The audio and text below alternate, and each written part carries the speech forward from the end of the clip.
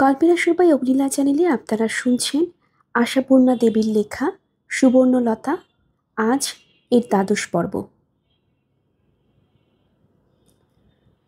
সুবর্ণ বলেছিল, বলিস আমি এখানেই আছি, কিন্তু সত্যি কি তা ছিল সে? না, আরেক জগতে এসে পড়েছিল। তা মুখ দেখে তাই মনে হচ্ছিল বটে, আরেক জগতের। অম্বিকা পড়ছিল, ওই শোনো শোনো সারা জাগিয়াছে কালের ঘূর্ণি পথে, ভাঙনের গান গেয়ে ছুটে আয় মরণের জয়রথে। ওই দেখ কারা আসে দলে দলে, দেশ জননীর পূজা বেদি তলে, অক্লেশে প্রাণ করে বলিদান হোমের আহুতি হতে। তাই সারি সারি ডাক দিয়ে যাই, চল চল ছুটে চল, কে ওরা ভাঙিছে বন্দিনী মার চরণের শৃঙ্খল। ওদের সঙ্গে দে মিলাই হাত, বৃথা পশ্চাতে করো আখিপাত।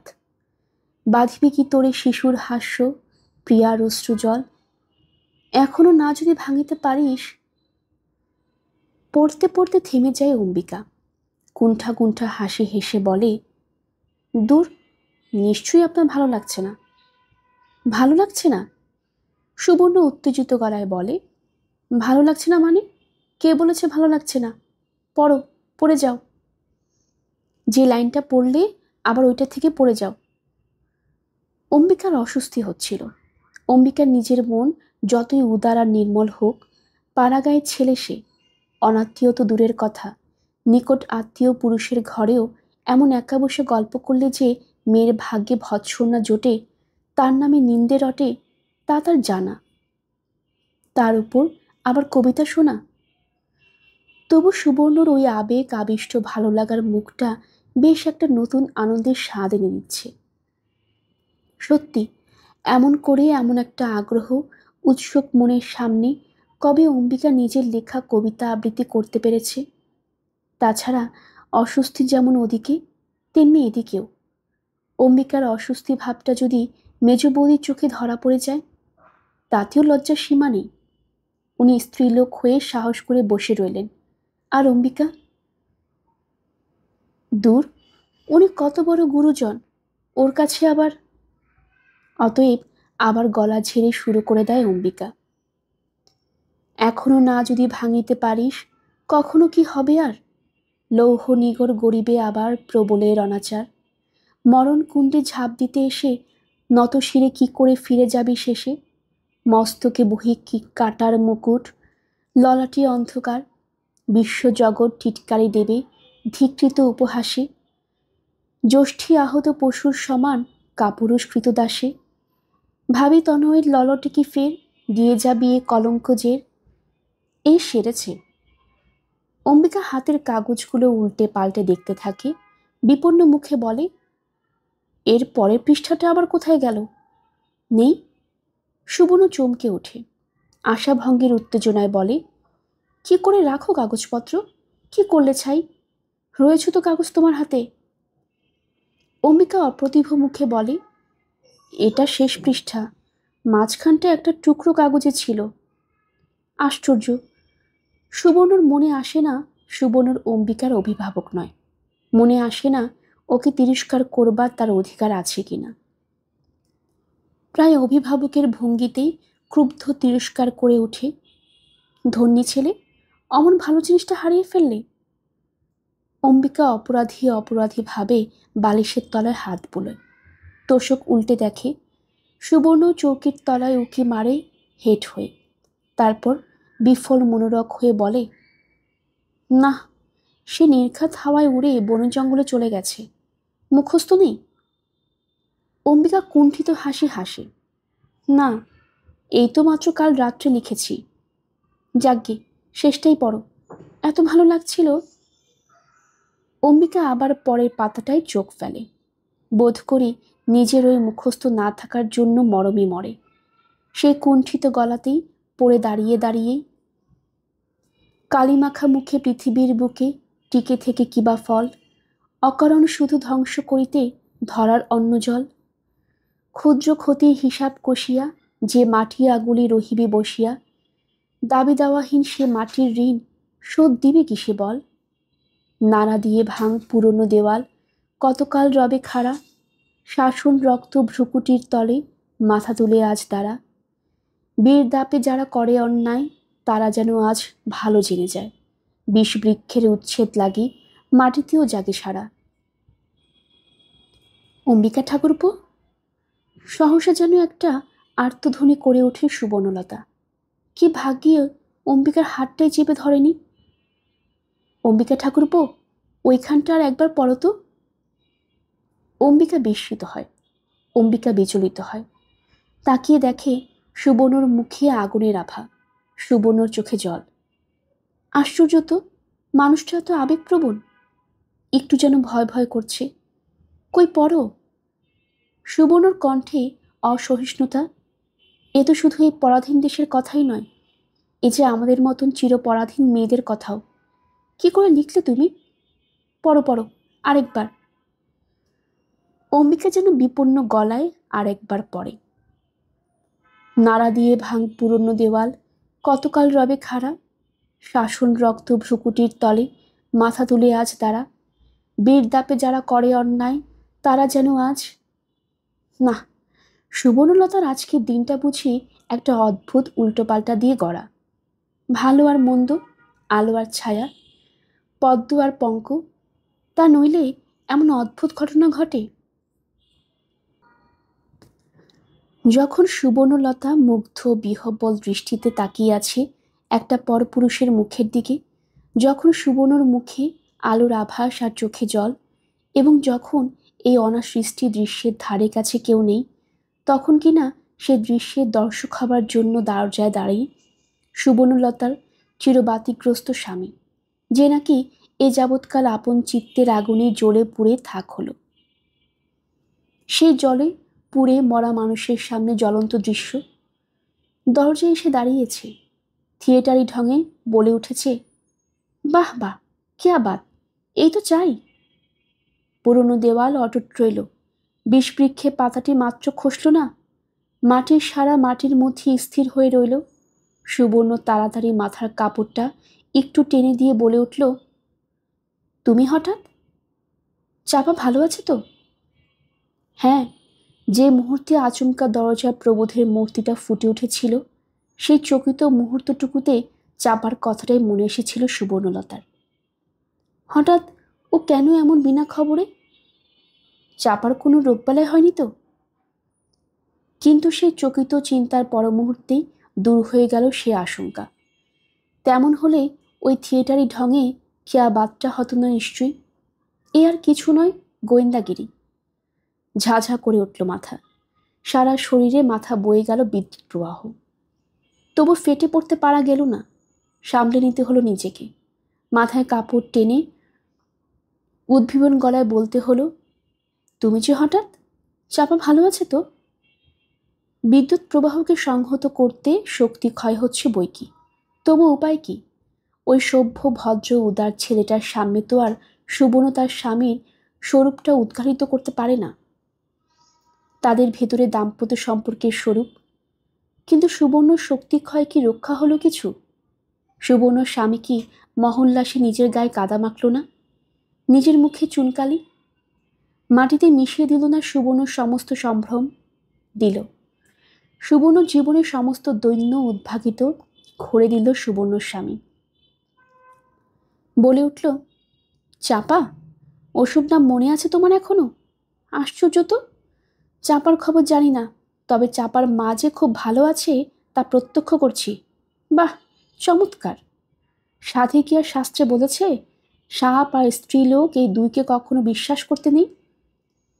সুবর্ণ হঠাৎ অদ্ভুত রকমের শান্ত হয়ে যায়, শান্ত শান্ত ভাবেই হেসে ওঠে। হেসে উঠে বলে, শাস্ত্রে বলে বুঝি? দেখছো অম্বিকা ঠাকুরপো, আমার স্বামীর কি শাস্ত্রজ্ঞান। তা বলেছ ঠিকই, ভালোই আছি, খুব ভালো আছি। তোমার এই বোনের দেশ থেকে যেতেই ইচ্ছে হচ্ছে না। যেতেই ইচ্ছে হচ্ছে না? প্রবোধ নিম পাতা গেলা গলায় বলে, তা অনিচ্ছে তো হবেই, এখানে যখন এত মধু। কি মশাই, আপনি না আমার বোনাই সেই দেশোদ্ধারী ভাই? তা দেশোদ্ধারী পথটা দেখছি ভালোই বেছে নিয়েছেন। নির্জনে পরস্ত্রীর সঙ্গে রসালাপ। আহ মিস্তা, কি বলছেন যাতা? অম্বিকা যেন ধমক দিয়ে ওঠে। ছোট কথা বলবেন না। ছোট কথা আর কারো ক্ষতি করে না, নিজেকেই ছোট করে। মিস্তা, ধমক। প্রবোধ একটু থতমত খায়, কারণ প্রবোধ এই উল্টো ধমকের জন্য প্রস্তুত ছিল না। তবে থতমত খাওয়াটা তো প্রকাশ করা চলে না, তাই সামলে নেয়। তবে গলায় আগের জোর ফোটে না। ফিকে ফিকে গলায় বলে, ছোট? আমরা ক্ষুদ্র মনীষী, আমাদের আবার ছোট হওয়া? ক্ষুদ্রই বা ভাববেন কেন নিজেকে? অম্বিকা ধীর গলায় বলে, নিজেকে ক্ষুদ্র ভাবতে নেই, অধম ভাবতে নেই। মানুষের মধ্যে ঈশ্বরের বিকাশ। ও, লম্বা চড়া কথা, উপদেশ, গুরু এসেছেন। প্রবোধ এবার নিজ মূর্তিতে ফেরে, বলে, ও, নিরালা ঈশ্বর সাধনাই হচ্ছিল তাহলে? আমি সে ব্যাঘাত ঘটালাম? কি আর বলবো, আপনি কুটুমের ছেলে, বোনাইয়ের ভাই, আপনার অপমান তার অপমান, তাই পার পেয়ে গেলেন। এ অন্য কেউ হলে তাকে জুতিয়ে পিঠের ছাল তুলতাম। আর এই যে বড় সাধের মেজ বৌদি, চলো তুমি, তোমাকে আমি দেখে নিচ্ছি গিয়ে। অবাক কাণ্ড, এক ঘর ছেলে পিলে, বয়সের গাছ পাথর নেই, তবু কুবাসনা ঘোচে না, তবু ইচ্ছে করে পরপুরুষের দিকে তাকাই। যাক, তার জন্য ভাবি না। মেয়ে মানুষকে কি করে শায়েস্তা করতে হয় তা আমার জানা আছে। অবাক কথা বই কি, তবু সুবর্ণ ফেটে পড়ে না, বরং প্রায় হেসেই বলে, জানো না কি, তা তবু তো শায়েস্তা করে উঠতে পারলে না আজ অবধি। নাও চলো, এখন দেখো শায়েস্তা করে শুলে দেবে কি ফাঁসি দেবে। এই ভালো মানুষ ছেলেটাকে আর ভয় পাইয়ে দিও না বাপু, পালাই। অম্বিকা ঠাকুরপো, ওই পদ্মটার কিন্তু আমার চাই ভাই, একটু কষ্ট করে ওর একটা নকল করে দিও আমায়। তা প্রবোধ দেবতা নয়, রক্ত মাংসের মানুষ সে। অতএব গোড়ার জিনিস ওই রক্তটাই তার টকবগিয়ে ফুটে ওঠে স্ত্রীর ওই প্রচ্ছন্ন ব্যঙ্গের দাহে। সুবর্ণ যদি ভয় পেত, যদি গুটিয়ে শুটিয়ে তাড়াতাড়ি ঘর থেকে বেরিয়ে আসতো, আর ওই পাজির লক্কা ছেলেটা যদি প্রবোধকে দেখে বেত খাওয়া কুকুরের মতো ঘাড় নিচু করে পালিয়ে প্রাণ বাঁচাতো, তাহলে হয়তো প্রবোধ এত ফেটে পড়তো না। কিন্তু সেই স্বাভাবিকটা হলো না, হলো একটা অভাবিত বিপরীত।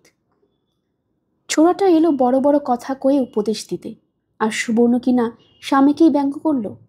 অতএব প্রবোধও ফেটে পড়ল, উগ্র মূর্তিতে বলে উঠল, শুল কেন, ফাঁসি কেন, পায়ে জুতো নেই আমার? জুতিয়ে মুখ ছিঁড়ে না দেওয়া পর্যন্ত তোমার মতন বেহায়া মেয়ে মানুষের মুখ বন্ধ করা যাবে না। বেরিয়ে এসো, বেরিয়ে এসো বলছি।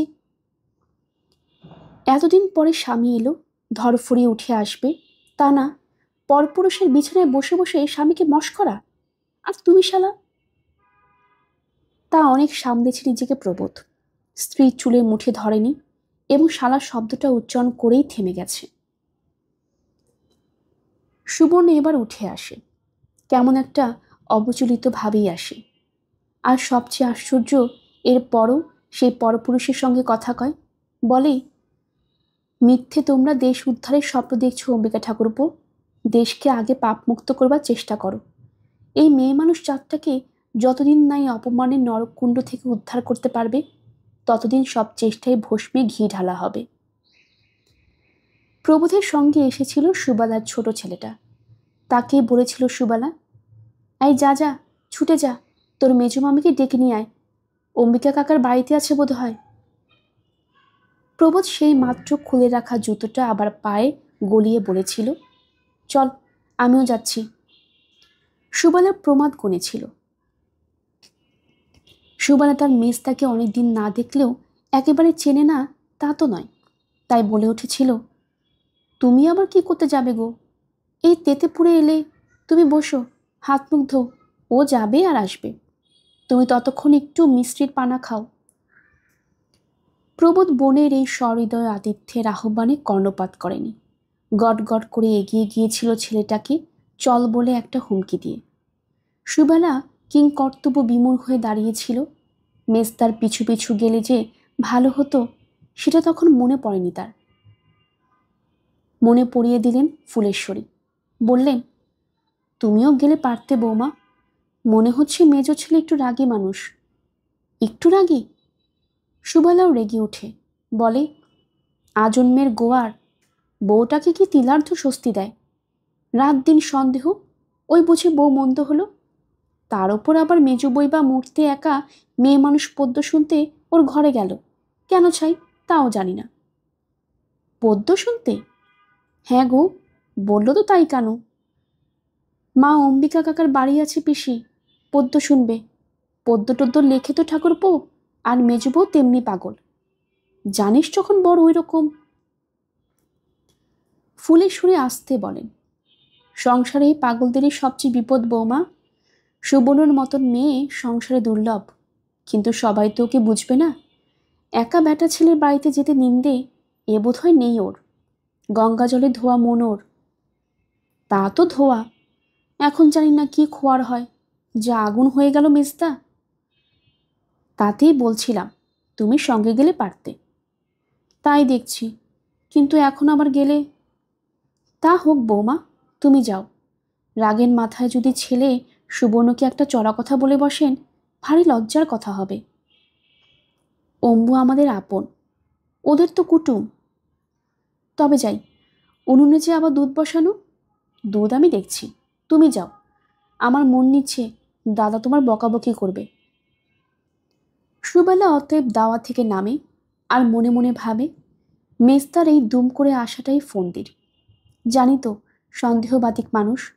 আর মজা দেখো, কোনোদিন মেজো বউয়ের এই খেয়াল হয় না মরতে চাই আজই। মেজদাকে বলিহারি, অমন পরিবার মর্ম বুঝল না। বুঝবে কি, মর্ম বস্তু নিজে থাকলে তো। দ্রুত এগোতে থাকে সুবালা।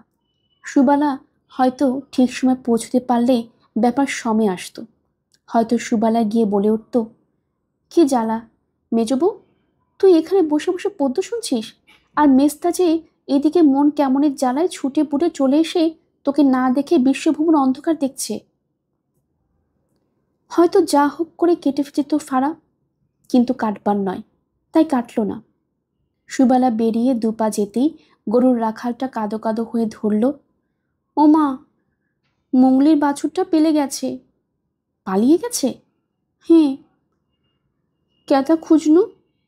বলে বিবরণ দিতে বসে তার খোঁজা পর্বের। আচ্ছা তুই দাঁড়া, আমি আসছি। বলে সুবালা এগিয়ে যায়, কিন্তু যখন পৌঁছয় তখন তার মেজদা শেষ বাণী উচ্চারণ করছে। জুতিয়ে মুখ ছিঁড়ে না দিলে যে মেয়ে মানুষ শায়েস্তা হয় না, সেই অভিমত ব্যক্ত করছে।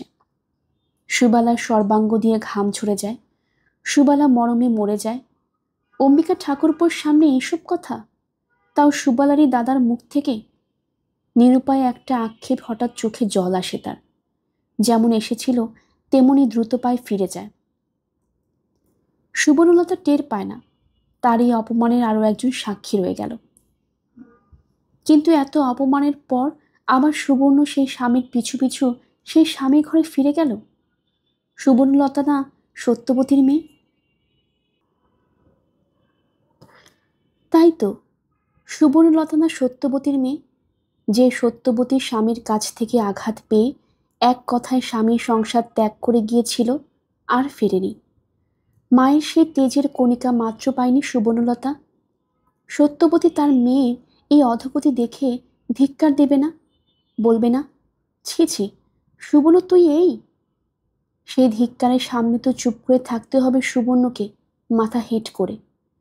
নাকি করবে না মাথা হেঁট, মুখে তুলেই তাকাবে মায়ের দিকে।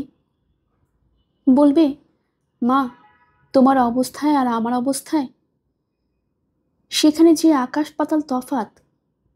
তা বলতে যদি পারে সুবর্ণ, বলতে যদি পায়, মিথ্যা বলা হবে না। আকাশ পাতালি। সুবর্ণর মা জীবনের পৃষ্ঠপিঠে ছিল এক অদ্যুজ্জ্বল সূর্যজ্যোতি। সত্যবতীর বাবা সত্যবতীর জীবনের ধ্রুবতারা, সত্যবতীর জীবনের বনেত, সত্যবতীর মেরুদণ্ডের শক্তি। সুবর্ণ পৃষ্ঠপটে শুধু এক টুকরো বিবর্ণ ধূসরতা। সুবর্ণর কাছে বাবার স্মৃতি। বাবা প্রতারণা করে তার বিয়ে ঘটিয়ে জীবনটাকে ধ্বংস করে দিয়ে নির্লিপ্ত হয়ে বসে আছে। সুবর্ণর বাবা সুবর্ণর ভাগ্যের শনি, আর স্বামী ভাগ্য, সেও কি কম তফাৎ? সত্যবতীর স্বামী অসার অপদার্থ ছিল, কিন্তু অসভ্য অশ্লীল ছিল না। সত্যবতীর অযোগ্য হতে পারে, তবে সে অত্যাচারী নয়।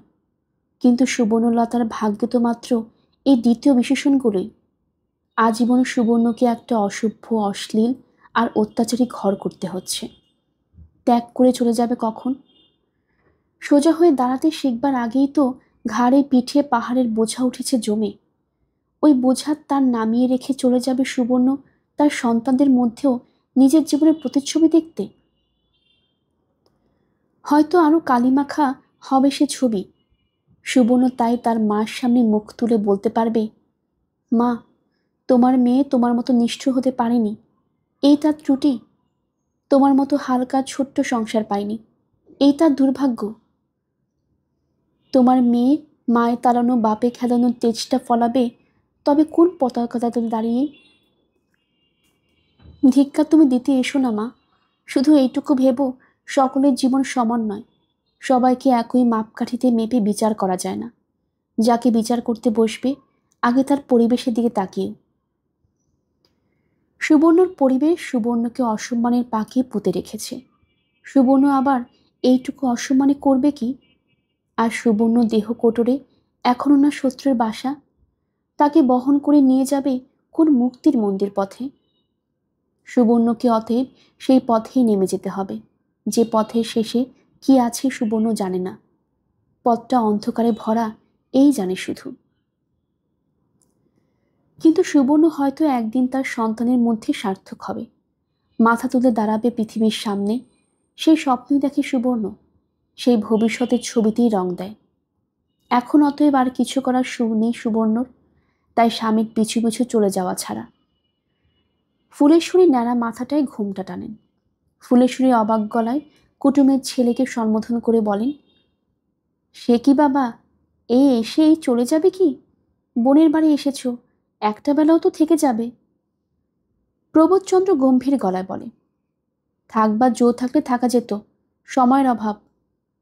আহা, আসছে কাল তো ছুটির বার, অন্য কাজ আছে। নীরস গলায় বলে কথাটা প্রবোধ। মাইমার অনুরোধের সম্মান রাখবে এমন মনে হয় না। কিন্তু ফুলেশ্বরী তবু অনুরোধ করেন, কারণ ফুলেশ্বরী বউ তার শরণ নিয়েছে। বলেছে, মা, যা মুখ করে বসে আছে মেজদা, দেখে তো পেটের মধ্যে হাত পা সেধিয়ে যাচ্ছে। আপনি একটু বলুন, আপনার কথা ঠেলতে পারবে না।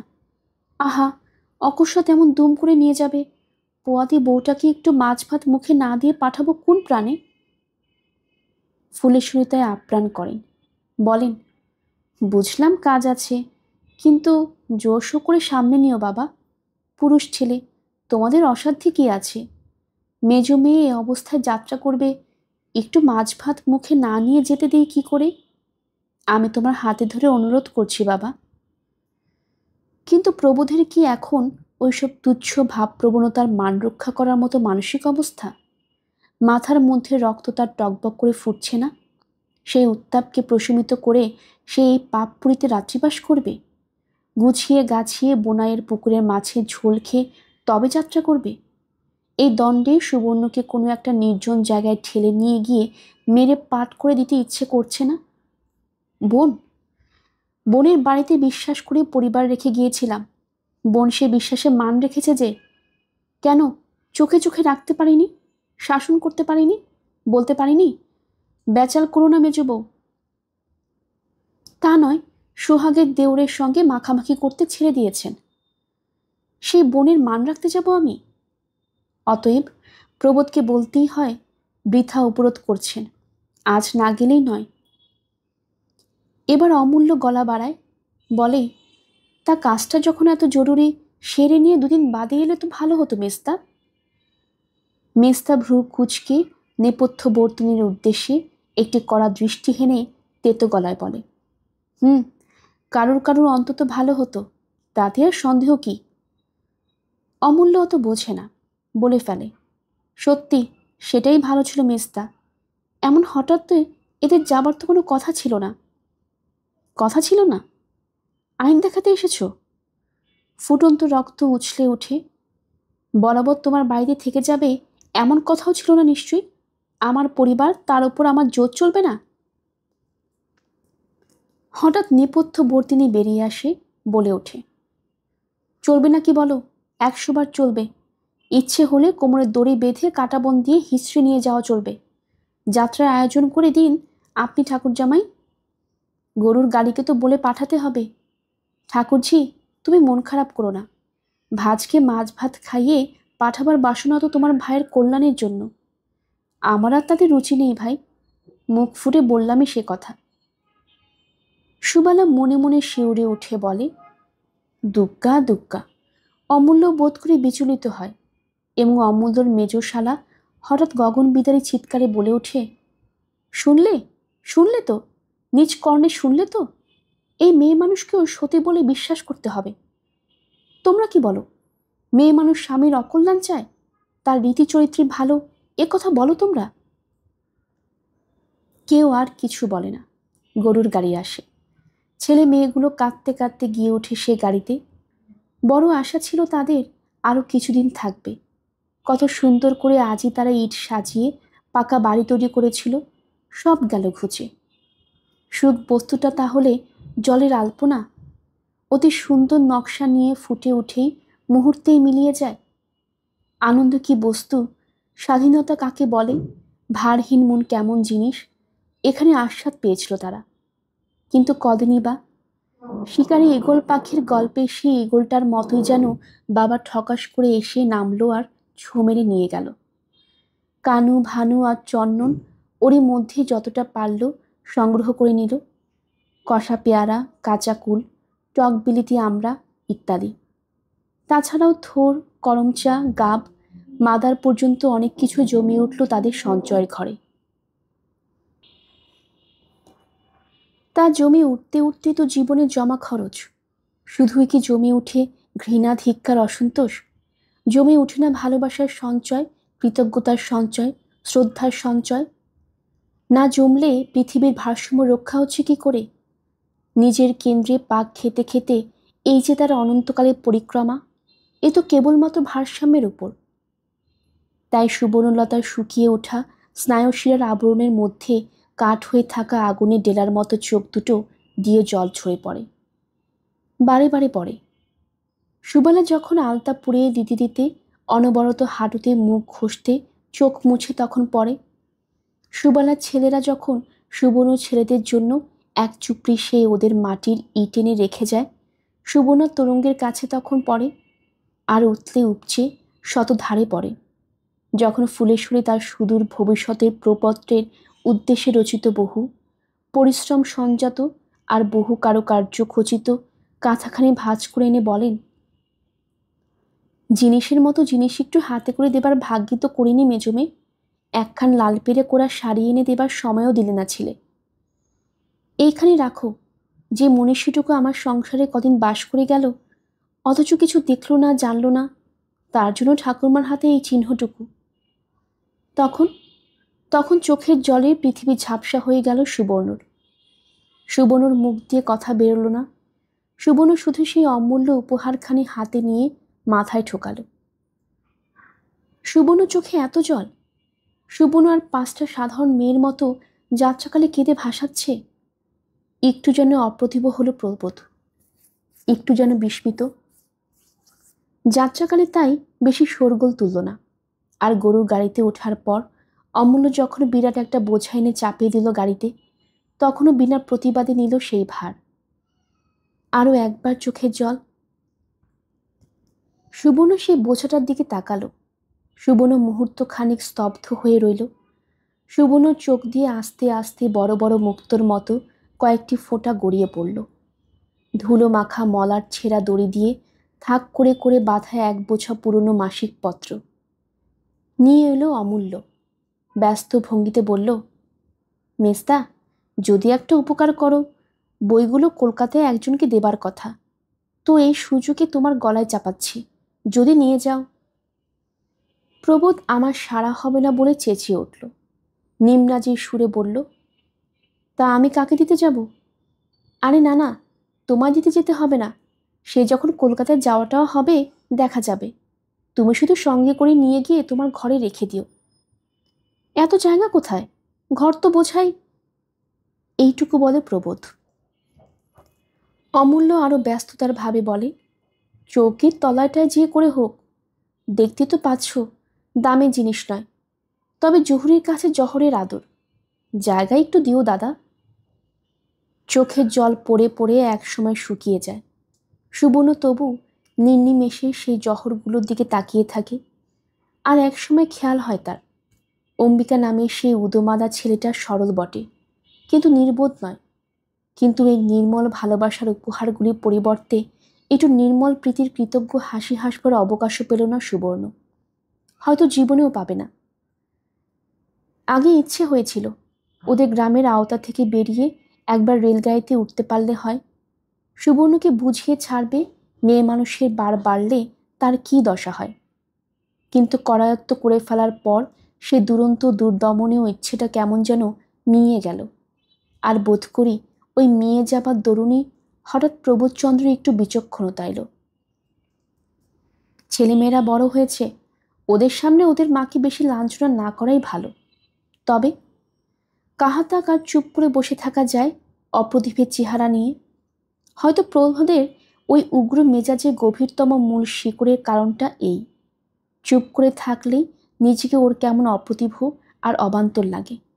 তাই হয়তো সর্বদাই ওই হাঁক ডাকে ঢাকঢোল, যাতে নিজের কাছেও না নিজে খেলো হয়ে যায়, যাতে নিজের ওই অবান্তর মূর্তিটা কারো চোখে ধরা না পড়ে।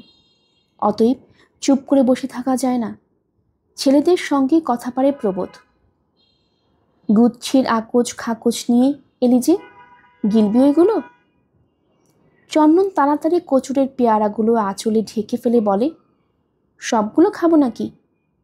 আহা, তা না হোক, কিছু তো যাবে, তো পেটে গেলে রক্ষে থাকবে, ফেলে দে ফেলে দে।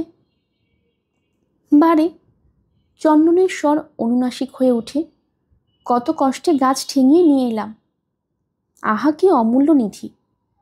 প্রবোধ আবার কৌতুকরস পরিবেশন করে, অমূল্য পিসের দেশের অমূল্য বস্তু। তারপর ভানু কানুকেও কিছু উপদেশ দেয়, কিছু জেরা করে, এবং একটু পরে গলাটা ঝেড়ে নেয়। সুবর্ণলতাকে কি বোঝে না কিছু? বোঝে না ছেলেদের সঙ্গে ওই বৃথা বাক্যবায়টা আসলে গৌরচন্দ্রিকা। এবার আসল পালা ধরবে। কম দিন তো দেখছি না লোকটাকে, তা অনুমান মিথ্যা হয় না। গৌরচন্দ্রিকা শেষ করে মূল পালায় আসে প্রবোধ। হাসির মতো সুরে বলে, বাহ বাহ, এমন কান্না জুড়লে তুমি, মনে হচ্ছিল যেন বাপের বাড়ির মেয়ে শ্বশুর বাড়িতে যাচ্ছে। বলা বাহুল্য উত্তর জুটল না, শুধু নিরুত্তর কথাটা আর চেষ্টাকৃত হাসিটা যেন বাতাসে মাথা কুটল। একটু অপেক্ষা করে আবার বলে ওঠে, কি করব, কাজ বলে কথা, মেয়ে মানুষের বোঝবার ক্ষমতাই নাই। তবে এও বলি, বাড়াবাড়িটা কিছুই ভালো নয়। জামাই বেয়াই নন্দাই এইসব হলো গিয়ে তোমার আসল কুটুম্ব, তাদের বাড়ি থেকে আসছো, যেন সমুদ্র বহাচ্ছ। তবুও নিরুত্তর থাকে সুবর্ণ, চুপচাপ বসেই থাকে ছোঁয়ের মধ্যে আকাশের দিকে চেয়ে। প্রবোধ আবার বলে, যাই বলো, আমি একেবারে তাজ্জব বনে গেছি। কখনো যার চোখে জল দেখিনি সেই মেয়ে মানুষ কিনা কেঁদে ভাসালো। সুবর্ণ তবু তেমনি নির্বিকার চিত্তেই বসে থাকে। প্রবোধ এবার একটা নিঃশ্বাস ফেলে, আপন মনে বলে, উফ, খাটুনি যে কি জিনিস, তাই শালাই হাড়ে হাড়ে টের পাচ্ছে।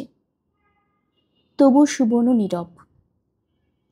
প্রবোধ এবার আরেকটা নিঃশ্বাস ফেলে, ক্লিষ্ট কান্তর ভূমিকায় নেয়, বলে, কথায় বলে ব্যথার ব্যথি, তা বিয়ে করা স্ত্রী যার ব্যথার ব্যথি নয়, তার আবার কিসের ভরসা? এ কথা কারোর একবার মনে এলো না যে? তাই তো, লোকটা বিনা নোটিশে এমন হুট করে এলো কেন? দোষটাই দেখে জগৎ কারণটা দেখে না। তথাপি সুবর্ণর ঘাড় ফেরে না। এবার অতএব শেষ চাল চালে প্রবোধ। মাথাটা যা টিপটিপ করছে, হাড়ের জ্বর টেনে না বের করে। এবার উদ্দেশ্য সিদ্ধ হয়। সুবর্ণ এই ডাহা মিথ্যেটা বরদাস্ত করতে পারে না, বলে ওঠে, শুধু জ্বর, জ্বর বিকার নয়।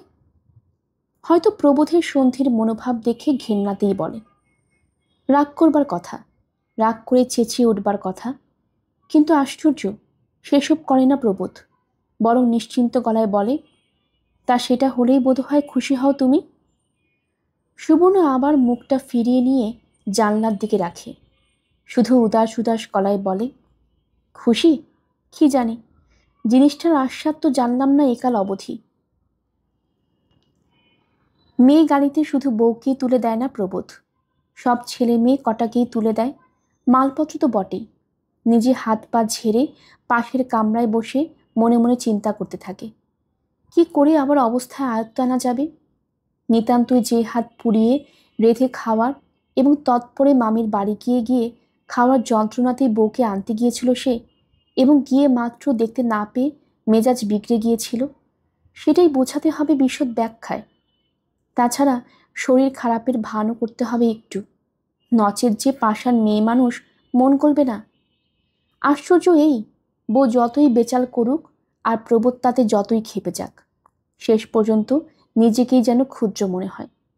সুবর্ণকে কিছুতেই সত্যি অসতী মেয়ে মানুষ ভাবা যায় না। ও যেন আপন মহিমায় মাথা খাড়া করে দাঁড়িয়ে থাকে। তখন নিজেকে সমর্থন করতে, কৌশল করতে বসা ছাড়া আর কি করা যায়। তাই এবার সুবিধা আছে, বাড়িতে কেউ নেই। অত বড় বাড়িটাই শুধু তো তারা 4 ভাই, আর গিয়ে পড়বে শুধু প্রবোধেরই নিজ পরিবারটুকু। অতএব কিন্তু হায় প্রবোধের কপাল, একবেলার জন্য ঘরে এসে দেখল কিনা পরিস্থিতি বিপরীত। বাড়ির লোকে লোকারণ্য। গরু বাড়ি থেকে মুক্তকেশে এসে গেছে নাতনিকে নিয়ে, বোনের বাড়ি থেকে উমাশসী এসে গেছে 10 ছেলে মেয়ে নিয়ে, প্রভাসের বউ এসে গেছে নিজস্ব বাহিনী নিয়ে। তা তার জন্যই মুক্তকেশীর আসার সুবিধে। সে ছিল কাটোয়ায় পিসির বাড়ি, শাশুড়ি রয়েছে নবদ্বীপে। এই সুবিধে পিসির সঙ্গে গিয়েছিল শ্রীপাঠ নবদ্বীপ দেখতে। মুক্তকেশী এমন সুযোগ ছাড়লেন না, ওকে ধরে বসে বললেন, আর দীর্ঘকাল পরের বাড়ি বসে থেকে কাজ নেই সেজ বৌমা, চলো চলে যাই। রোগবালায় কিছু চিরকাল থাকছে না, আর সব কথার সার কথা রাখে কেষ্ট মারে কে? সেজ বউ সুবর্ণলতা নয়, সেজ বউ শাশুড়ির মুখের উপর বলে বসল না, তা সেই সার কথাটা তো জানাই ছিল না আপনার। তবে এত বড় সংসারটাকে নিয়ে সাত ছাড়কোট করলেন কেন? বলল না, বলতে জানলেও তো বলতো না, কারণ সেজ বউ এ প্রস্তাবে বাঁচল। অধিক দিন যে পরের বাড়ি বাস সুবিধের নয়, সে কথাটা সেও বুঝে ফেলেছে। অতএব সেই যাত্রাতে কলকাতার ট্রেনে চেপে বসা। পুরুষ অভিভাবক হিসেবে পিসির ছেলে এলো সঙ্গে। বছর 16 ছেলেটা, তা হোক, পুরুষ তো বটে। পাকে চক্রে অথবা প্রবোধের গ্রহের ফেরে ক্রুব্ধ অভিমানাহত দিদির নির্দেশে উমা শশীও সেই দিনই চলে এসেছে দিদির বাড়ি থেকে। এরা সকালে ও বিকেলে। তার মানে বউ নিয়ে নির্জন গৃহবাসের রোমাঞ্চময় কল্পনাটা ভূমিসাৎ হয়ে গেল প্রবোধের। একা বাড়িতে গলা খুলে উপদেশ আদেশ নিয়ে দিয়ে বউকে গড়ে পিটে নতুনভাবে তৈরি করে নেবার স্বপ্ন গেল ভেঙে। অবস্থাটা পর্যবেক্ষণ করে মনে মনে সংসার পরিজন সকলের সম্পর্কে একটা কটূক্তি করে বাড়ি থেকে বেরিয়ে গেল সে। আর আজ সুবর্ণর মতো তারও মনে হলো, বাড়িতে বড় বেশি লোক, এত লোকের চাপে সত্যি নিজের আর কিছু খোলে না। অথচ সুবর্ণ যখন দুমদাম করে বলে বসে, বাবা, এ বাড়িতে মানুষ আর মানুষের বুদ্ধি খেলাবে কোথা থেকে, বৃথা গজালি করতে করতে দিনরাত্রি কেটে যায়, তখন প্রবোধ তাকে একল সেরে আত্মসুখী বলে গঞ্জনা দিয়েছে। এখন মনে হচ্ছে বাস্তবিক এত লোকের চাপে নিজের মাহাত্ম্য ফোটানো যায় না কোথাও। মনে হচ্ছে সেই রাত দুপুরের আগে আর সুবর্ণের সঙ্গে মোকাবেলার উপায় নেই। দূর, শালার সংসারের নিকুচি বেশ আছে যোগুদা। তারপরেই মনে হয় মামির বাড়িতে খবর দেওয়া আবশ্যক। সেই দিকেই পা চালায়। ওরা তো সব এসে গেল। নৈবেদ্যের সুরে খবরটা ঘোষণা করল প্রবোধ। শ্যামা সুন্দরী দাওয়ায় বসে মালা ঘোরাচ্ছিলেন, ইশারায় প্রশ্ন করলেন, কারা? প্রবোধ তেমনই নির্লিপ্ত গলায় বলে, আর কে, মা আর মায়ের চেলা চামুণ্ড। তোমাকে আর ভাগ্নিদের ভাত বাড়তে হবে না, সে কথাই বলতে এলাম। যোগু কোথায় যেন ছিল, ভাইয়ের গলা শুনে এদিকে আসতে আসতে ভাবছিল, আজ যে প্রবোধ এমন সকাল সকাল, খিদে লেগেছে বোধ হয়। যাক, মার তো বেলাবেলি রান্না প্রস্তুত হয়ে যায়। কানে এলো ভাত বাড়তে হবে না, সেই কথাই বলতে এলাম। এক পায়ে খাড়া হলো যোগু, ক্রুব্ধ গলায় বলে উঠল, সে কথাই বলতে এলাম মানে? খাবি না আজ? প্রবোধ অবহেলার গলায় বলে, আর দরকার কি, এসেই গেছে যখন সবাই, রান্নাবান্না হচ্ছে বাড়িতে। যোগু আরও ক্রুব্ধ হয়, দরকার নেই বলি, মায়া মমতা বলেও কি কোনো বস্তু নেই তোর শরীরে পেব? একটা বুড়ি আশা করে এক ঘর রেঁধে রেখেছে, আমি একটা পাগল ছাগল দাদা আলাদা করে উঠোনে উনুন জেলে হাঁসের ডিমের ডালনা, ইলিশ মাছের ঝাল আর মৌরাল টক বানিয়ে রেখেছি। আর তুমি নবাবালি এসে অমনি হুকুম দিলে ভাত বাড়বার দরকার নেই, বাড়িতে রান্না হচ্ছে। ধন্যী বটে, লেখাপড়া শিখে এমন বুনো জঙ্গলি হলে কি করে রেপেব? শ্যামা সুন্দরীর আর মালা জপা হয় না। শ্যামা সুন্দরী প্রবোধের মেজাজ জানেন, অতএব শঙ্কিত ব্যস্ততায় মালাটি কপালে ছুঁয়ে রুড়ো গলায় বলে ওঠেন, তা তুই বা ভালো করে সব না শুনে গেছো বাদরের মতন কথা কইছিস কেন? হঠাৎ ওরা এলো কেন? কে কে এলো? ঠাকুরজি হা ক্লান্ত হয়ে এসে হঠাৎ রান্নাই বা করতে বসলেন কি করে এক্ষুনি? শুধু সেসব শুধুতে আমার দায়ী পড়েছে। যোগু বলে, দেখছো না দেমাকে দমদম করছেন বাবু, মা এসেছে, আবার কার তো আক্কা কেমন? প্রবোধ বেজার গলায় বলে, শুধু মা কেন, স্বগোষ্ঠী যে যেখানে ছিল সবাই তো এসেছে, যেন ভাগাড়ের শকুন একসঙ্গে এসে ঝাঁপিয়ে পড়ল, খবর নেই বার্তা নেই। এই শোনো উল্টো পাল্টা। যোগু হাত উল্টে বলে, তবে যে বেকা বলল তুই মেজ বৌমাদের আনতে চাপতা গেছিস, আর বলছিস খবর নেই বার্তা নেই?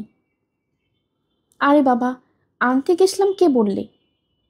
প্রবোধ সাফাইয়ের তৎপর হয়, গিয়েছিলাম খবরাখবর নিতে। তোমাদের মেজ বৌমা যে একেবারে কলকাতায় ফিরবো বলে দড়ি ছেঁড়া হলো, ফ্যাশনই তো, পাড়া গায়ে আর পোষাচ্ছিল না, আর কি বিবির। ভাবলাম এতই যখন তখন চলুক। এসে কি দেখেছে প্রবোধ সে কথায় কান না দিয়ে যোগু সন্দিগ্ধ গলায় বলে, মেজ বৌমা অন্যায় বায়না নিয়ে দড়ি ছেঁড়া হলো? বানিয়ে বানিয়ে বলছিস না তো হতভাগা, তোর তো সে গুণে ঘাট নেই, নিজেই ছুটিসনি তো আনতে। প্রবোধ অবশ্য নিশ্চিন্ত হয়ে বলেছিল কথাটা, কারণ জানে যে সুবর্ণর কিছু আর ভাসুর বা মামি শাশুড়ির কাছে এসে প্রকৃত ঘটনা জানাতে যাচ্ছে না, অতএব নিজের মুখ্যটাই রক্ষা হোক। বউয়ের জন্য হেদিয়ে মরছিল সে, এই কথাটাই উজ্জ্বল থাকুক। কিন্তু যোগু সেই নিশ্চিন্তের ঘরে কোপ মারল। মুশকিল আমার এখন ভেবে ভেবে কথা বানানো। শোনো কথা, অকারণ মিছে কথা বলতে যাব কেন? যেতে মাত্রই তো কেঁদে পড়ল, বলল আর এই পচা পুকুরের দেশে পড়ে থাকতে পারছি না, অজ্ঞতাই আমাকে নিয়ে আসতে হলো। এসে দেখি হরে কষ্টে নদী থেকে মা, কাটোয়া থেকে সেজ বৌমা, ব্যান্ডেল থেকে বড় বউ ছেলেপুলে সমেত সব এসে হাজির। তাই ঝালাপালা হয়ে বেরিয়ে পড়লাম। শ্যামা সুন্দরী সকলের একসঙ্গে আসার খবরে বিস্ময় প্রকাশ করে, তারপর বলেন, তা এসেছে এসেছে, আজ আমাদের এখানে রান্নাবান্না হয়েছে যখন খেয়ে যাও চার ভাই, নচেত মনে বড় কষ্ট হবে, আর ওই আমিষগুলো নষ্ট হবে। জগা তো খায় না ওসব, তোরা খাবি বলে দুরকম মাছ এনেছে, হাঁসের ডিম এনেছে। বলা বাহুল্য, সেদিন যোগু মুখে ওদের শুধু ডাল চচ্চড়ি নিরাশায় বাণী শোনালেও মামার বাড়ির আদরই করছিল পিস্তুত ভাইদের, নিত্য নতুন। তবে আজকের পদ দুটো শুনেই হঠাৎ মনটা চঞ্চল হয়ে উঠল প্রবোধের। সুবর্ণ ইলিশ মাছের পরম ভক্ত, হাঁসের ডিমেরও কম নয়। মন ভালো থাকলে তোড়জোড় করে বাড়ির শুদ্ধ সকলকে ভোজ খাওয়ানো বাতিকর। প্রায় সে ভোজের মূল হচ্ছে খিচুড়ি, আর অনুপান উপকরণ ওই দুটো জিনিস, ইলিশ আর হাঁসের ডিম ভাজা। উমা শশীর জন্য ডিম হেসেলে উঠে না, সুবর্ণই আলাদা উনুন জেলে মহোৎসাহে, তা নিজে ভালো না বাসলে কেউ শুধু পরের জন্য এত করে। মনটা উতলা হতে লাগলো। শেষ অবধি এক কৌশল ফেদে বসল প্রবোধ। অমায়িক গলায় বলল, বুঝছি সবই, তবে কি না মাও তো এতদিন পরে ছেলেরা বলে হামলাচ্ছে। তা তুমি বরং এক কাজ করো মামি, ওই মাছটা, হাঁসের ডিমটা আর তোমার দিকের ব্যঞ্জনের ভালো দু একটা পদ বাগিয়ে নিয়ে যাবার মতন দুটো বাসন দাও, আমি নিয়ে যাই। মার ভাতের সঙ্গে মামার বাড়ি ব্যঞ্জন, আহা! নিয়ে যাবে তুই এখান থেকে বয়ে? যোগু অবাক হয়। প্রবোধ হঠাৎ যোগুর কাছে সরে আসে এবং নিচু গলায় ফিসফিস করে কি যেন বলে। সঙ্গে সঙ্গে যোগু প্রবলভাবে ওর পিঠে একটা চাপড় দিয়ে হেসে ওঠে, হাসতেই থাকে হা হা করে। প্রবোধ লজ্জিত হয়, শ্যামা সুন্দরী বিরক্ত, বলেন, পাগলের মতন হাসছিস যে? যোগু আরও উদ্যত্ত হয়, আর একবার থাবড়া মারে প্রবোধের পিঠে, বলে, হাসবো না? খেয়ে বলে, ভায়া আমার কাঠখোট্টা, ভেতরে ভেতরে ভায়া। সুবর্ণ প্রথমটা এসে হকচকিত হয়ে গিয়েছিল বইকি। এসে যে বাড়ির এমন গুলজার দেখবে সে ধারণা ছিল না। তবে চাপাকে দেখে ভালো লাগলো, আবার দেখে চোখে জলও এলো। কি হাল হয়েছে মেয়েটার! অথচ এরা বড় যায় ছেলে মেয়েরা মাসির ভাত খেয়ে বলতে নেই দিব্যি হয়ে উঠেছে। মেয়ের রোগা হয়ে যাওয়ার কথা তোলে না সুবর্ণ। কে বলতে পারে সে কোথায় কত কথা হবে? তোলে রঙের কথা, বলে, কি রং হয়েছে রে তোর চাপা, একেবারে যে কালি ঝুল, গঙ্গার জল নিয়ে নিয়ে চুলগুলো তো গেছে। কথাটা মিথ্যে নয়, মুক্তকেশী নিজেই 50 বারে আক্ষেপ করেছেন, কিন্তু এমন সহসা চাপা মায়ের মুখের আক্ষেপ বাণীতে অপমান বোধ করেন, যেন এই রং আর চুলের খর্বতার সঙ্গে মুক্তকেশীর ত্রুটির কথা নিহিত আছে। অথচ অস্বীকার করে উড়িয়ে দেওয়া যায় না। চুলের কথা বাদ দিলেও মেয়েটা শুধু কালো ঝুলি হয়নি, রোগা দড়িও হয়ে গেছে। আর সেটা আরও বেশি চোখে পড়ছে উমা শশীর ছেলে মেয়েগুলোর স্বাস্থ্যের লক্ষণীয় উন্নতির পাশে। মাসির বাড়ি থেকে এত গোলগাল হয়ে আসা কেন? এটা যেন মুক্তকেশীকেই অপমান করা। অপমানের দাহে জ্বলতে জ্বলতে একসময় শোধ নেন, উল্টো পথে নেন। একটা নাতনিকে ডেকে বলে বসেন, বড়লোক মাসির বাড়ি গিয়ে খুব আতখেখার মতো খেয়েছিলি, কেমন? নাতিকে বললেন, নজর লাগবে, মেয়ে সন্তান নজর লাগে না। মেয়েটা থতমত খেয়ে বলে, বাহ, আমরা বুঝি চেয়ে খেয়েছি? চেয়ে খেয়েছিস কি মেঘে খেয়েছিস তা জানি নে, তবে খেয়েছিস তা মালুম হচ্ছে। তা হঠাৎ চলে এলি যে? আরও থাকলেই পারতিস। স্কুল মিস্কুল তো খোলেনি ভাইদের। ভাইদেরই, কারণ ওদের স্কুলের বালাই নেই। মেয়ে মানুষের পড়ার ওপর দস্তুর মত খাপ্পা মুক্তকেশী। মেয়েরা লেখাপড়া শিখলে বাচাল, আর সেলোচ্ছ ভাষা শিখলে বিধবা হয়। এটা যে অবধারিত তা তার জানা আছে, কাজেই ওদের পড়ার বালাই নেই। তবু চাপাকে সুবর্ণ জবরদস্তি করে বাড়িতেই নিজে পড়ায়, কিন্তু চাপা আর এই পর্যন্ত কথামালা ছাড়িয়ে বোধোদয়ে উঠল না, বরং চন্দনটা দাদা দিদির বই টেনে টেনে নিজে দিব্যি পড়তে শিখে গেছে। সেজমে পারুলটাও দুলে দুলে পড়া মুখস্থর ভান করে। কাকারা ওদের ঘরের দৃশ্য দেখতে পেলে বলে, মেজগিনীর পাঠশালা। কিন্তু সে যাক, উমা শশীর মেয়ে মোটা হওয়ায় অপরাধী ধিক্কার খেয়ে অপ্রতিভ গলায় বলে, নাই বা স্কুল খুলল, কুটুম বাড়িতে কতদিন থাকা হবে? থাকলেই বা বড় মানুষ কুটুম বাড়ি, তোর মা তো বোনের সংসারেই গপ্প করতে দিশেহারা হচ্ছে। হঠাৎ মেয়েটা অবিশ্বাস্য দুঃসাহসে বলে ওঠে, হবে না কেন? তোমার মতন তো এখানে কেউ রাত দিন খিটখিট করে না। মুক্তকেশী স্তম্ভিত হয়ে যান।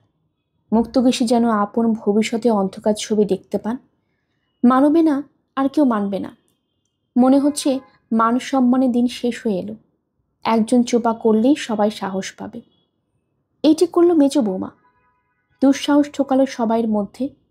মেজ বৌমাই দেখালো গুরুজনের মুখে মুখে কথা কয়েও পার পাওয়া যায়। মুক্তকেশী তবে গতি কি? মাস্তুতো বোন হেমের মতন পাশ ঠেলা বুড়ি হয়ে পড়ে থাকবেন? হেমের দুর্দশা তো নিজের চোখে দেখে আসছেন। তার তো ওই একটা বউ থেকেই শনি ঢুকলো। কিন্তু মুক্তকেশী কি এখনই হার মানবেন? মুক্তকেশী আরেকবার শক্ত হাতে হাল ধরবার চেষ্টা করবেন না? করেন। অতএব সেই মেজ বৌমাকে নিয়ে পড়েন। বলি, মেজ বৌমা, বেবা নয় বেটা ছেলে, এত কথা জানে না। তুমি কি বলে চলে এলে? তুমি জানো না আটে কাঠে চড়তে নেই? এটা তোমার 8 মাস পড়ছে না? সুবর্ণ এতক্ষণ বড় এবং সেজ জায়েদের সঙ্গে নিজ নিজ অভিজ্ঞতা গল্প করছিল এবং বলতো কি মনটা একটু ভাসছিল। চাপার নিটি পেটে হয়ে গায়ের কাছে বসেছিল আর ঠাকুরমার গুরুবাড়ির সম্পর্কেও ভালো মন্দ গল্প তুলে হাসছিল। মোট কথা, একা বাড়িতে এসে পড়ার থেকে এই জনারণ্য তার পক্ষে ভালোই হয়েছিল যেন। কিন্তু শাশুড়ির এই গায়ে পড়ে অপদস্থ করায় চাপা পড়া আগুন জ্বলে উঠল। কঠিন গলায় বলে উঠল সে, জানবো না কেন মা? তবে সে আদিক্ষেতা করতে গিয়ে কুটুম বাড়িতে দাঁড়িয়ে জুতো খাবো? জুতো? মুক্তকে সে বলে ওঠেন, তুমি খাবে জুতো? গলবস্ত্র জোরহস্ত সোয়াব মাকেই তো ফি হাতে জুতো মেরে তবে কথা কইছ মেজ বৌমা। তাকে বলতে পারলে না এখন যাওয়া চলবে না? সুবলাও তো বুড়ো মাগি, সে জানে না?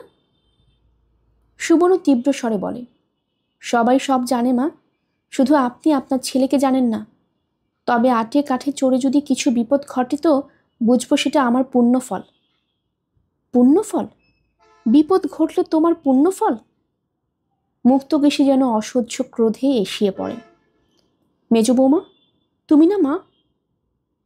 মা বলি তো বলছি মা। সুবর্ণ এবার খুব শান্ত গলায় বলে, তবু তো পৃথিবীতে একটা হতভাগ্যও কমবে। হতভাগা? মুক্তকেশী এবার সক্ষেত্রে আসেন, বলেন, তা বটে, তোমার মতো মায়ের গর্ভে যে জন্মাতে এসেছে তাকে হতভাগাই বলতে হবে। তা সে কথাই তো আমিও বলছি মা। চেনাবাদির পেটের সন্তান হতভাগা ছাড়া আর কি? চলে যায় সেখান থেকে। আর গল্পের আসরে গিয়ে যোগ দেয় না, চলে যায় নিজের ঘরে আর দড়ি বাঁধা বাঁধা সেই পুরনো পত্রিকাগুলো টেনে নিয়ে বাঁধন খোলে। হঠাৎ চোখে পড়ে একটা পত্রিকার খাজে ভাঁজ করা রয়েছে সেই কবিতার পৃষ্ঠা দুটো, তার সঙ্গে আলাদা একটা টুকরো যেটুকু হারিয়ে গিয়েছিল। খুঁজে বার করে সঙ্গে দিয়েছে। সুবর্ণর অজ্ঞাত সারে সুবর্ণর চোখ দিয়ে বড় বড় ফোঁটায় জল গড়িয়ে পড়ে। সুবর্ণর জন্য পৃথিবীতে শ্রদ্ধা আছে, সম্মান আছে, প্রীতি আছে, নির্মল ভালোবাসার স্পর্শ আছে। তবে পৃথিবীর ওপর একেবারে বিশ্বাস হারাবে কেন সুবর্ণ? কেন একেবারে হতাশ হবে? সুবর্ণর গর্ভজাত সন্তানদের কি মানুষের পরিচয় দিতে পারবে না সুবর্ণ? যে মানুষ পৃথিবীর উপর বিশ্বাস ফিরিয়ে আনতে পারে, আশা ফিরিয়ে আনতে পারে, তেমন মানুষ। কিন্তু সে কি পরিবেশে সম্ভব? জলের ফোঁটাগুলো গড়িয়ে পড়ে আবার শুকিয়ে যায়, বইগুলো উল্টাতে থাকে সুবর্ণ। টের পায় না তখন ওর জায়েরা ভাঙা গল্প জোড়া দিয়ে আবার জমিয়ে বসে হেসে হেসে বলছে, ওর পেটের সন্তান হতভাগা? বাবা, ভাগ্যবন্ততা হলে কে বলে ওর ছেলে মেয়ের আদর দেখলে? যত্নকে আদর বলে ওরা। ঘরে ঢুকলো প্রবোধ, চোরের মতো চুপি চুপি। কোচার খুঁটে কি যেন একটা চাপা দিয়ে। এ ঘরটা বাড়ির এক টেরে। সুবর্ণ সেই গৃহপ্রবেশের দিনের আহত অভিমানের ফলশ্রুতি, সেইটাই কায়েম হয়ে গেছে। প্রবোধ অবশ্য বরাবরই আক্ষেপ জানিয়ে আসছে ও চা ঘর নিয়ে। তবে সুবর্ণ বলে, এই ভালো, এই ঘরে যে সহজে কেউ ঢুকতে আসে না, সেই আমার পরম লাভ।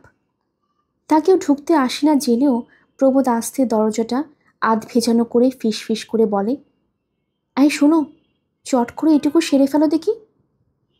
সুবর্ণ এই অভিনব ধরন ধারণে অবাক হয় এবং সেই জন্যই বোধ করি পুঞ্জীভূত অভিমান দমন করেও কথা বলে।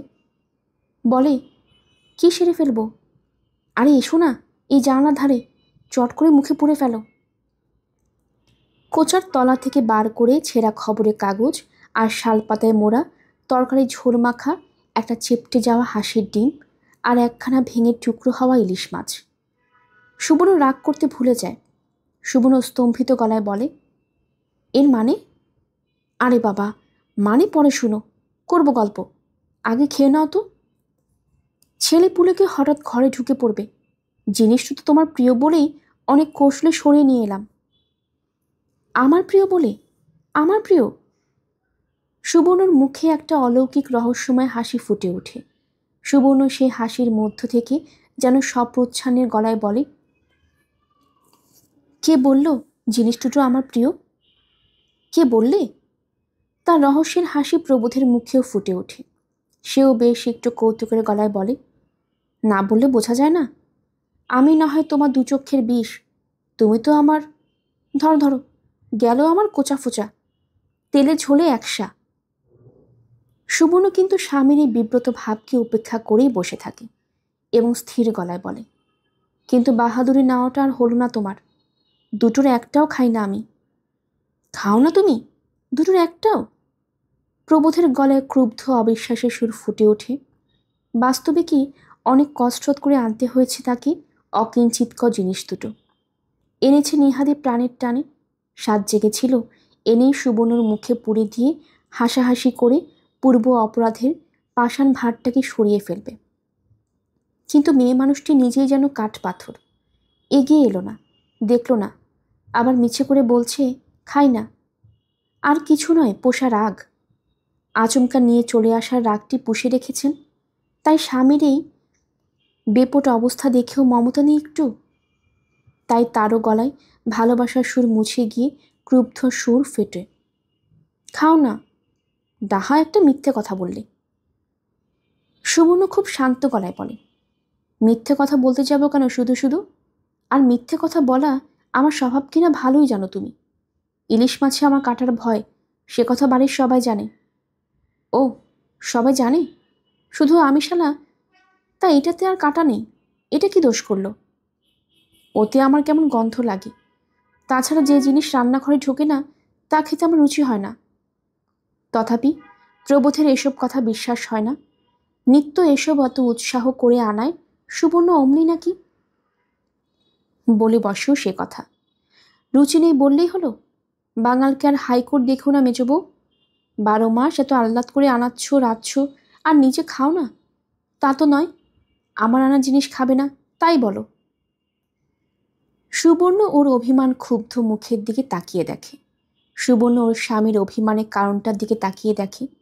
চেপটে যাওয়া আর ভেঙে যাওয়া খাদ্যবস্তু দুটো যেন সুবর্ণ দিকে ব্যঙ্গ দৃষ্টিতে তাকায়। তবু সুবর্ণ নরম গলায় বলে, ও কথা বলছো কেন? তোমার আনা জিনিস খাবো না এমন অহংকারের কথা বলবোই বা কি করে? আমি তো পাগল নয়। সত্যি, আমি ওসব খাই না। ইচ্ছে হয়তো জিজ্ঞেস করে দেখো দিদিকে। এবার হয়তো বিশ্বাস হয় প্রবোধের, আর হয়তো এই আশাভঙ্গি হঠাৎ তার চোখে জল এসে যায়। নিজেকে ভারী অপমানিত লাগে। অতএব আক্রোশটা গিয়ে পড়ে হাতে জিনিস দুটোর ওপর। চলোই যাক তবে, ফেলে দিয়ে গিয়ে রাস্তায়, বলে দ্রুত পদে চলে যায় ঘর থেকে। বইয়ের পাতা উল্টাতে ইচ্ছে হয় না আর। বইপত্রগুলো সাবধানে চৌকির তলায় ঠেলে দিয়ে হাঁটুর উপর মুখ রেখে বসে থাকে সুবর্ণ, আর মনে মনে তার বিধাতাকে প্রশ্ন করে, আমার দাম কষতে একটা কানা করি ছাড়া কি আর কিছুই জোটেনি তোমার ঠাকুর?